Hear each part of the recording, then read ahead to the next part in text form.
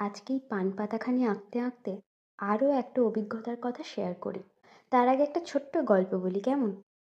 একবার একটি প্লেনে কিছু যান্ত্রিক গোলযোগ দেখা যায়। কিছুতেই প্লেনটাকে চালানো সম্ভব হচ্ছিল না। কয়েকজন এয়ারক্রাফট মেকানিক, এয়ারক্রাফট টেকনিশিয়ান বহু খোঁজাখুঁজি করেও গোলযোগটা ঠিক কোথায় সেটা বুঝতে পারছিল না। আর ওই অঞ্চলেই একজন কর্মদক্ষ সম্পন্ন মেকানিক ছিল। একজন তাকে ডেকে নিয়ে আসে প্লেনটি ঠিক করার জন্য। সে আসে, ভালো করে সব কিছু পরীক্ষা করে দেখে।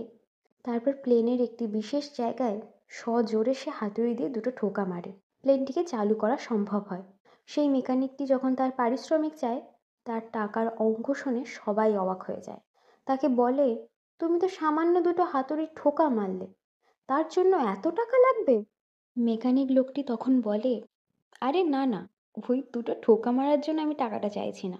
বরং ওই ঠোকাটা কোন জায়গায় মারতে হবে সেটা জানার জন্য আমার যে জীবনের 8টা বছর সময় লেগেছে, টাকাটা তার জন্য।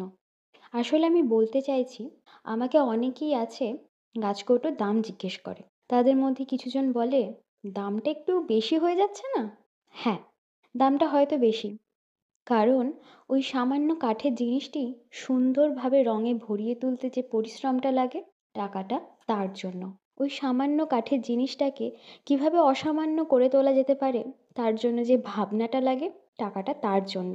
ছোট ছোট নকশা করে ভরিয়ে তোলার জন্য একভাবে ওই জিনিসটার উপরে তাকিয়ে থেকে চোখে কোমরে যে অস্বস্তিটা শুরু হয়, টাকাটা তার জন্য।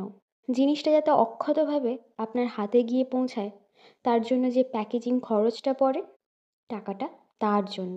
আর তারপরে লাভ্যাংশের কথা বরং বাদই দিলাম। আবার কেউ কেউ বলে, এই নকশাটা অন্যজন তো এত কম টাকায় করে দিচ্ছে, তুমি একটু বেশি নিচ্ছ না? তবে একটা কথা বলি, লিওনার্দো ভিঞ্চি মোনালিসার ছবি এঁকেছিলেন, আবার বহু চিত্রকর মোনালিসার ছবি এঁকেছেন।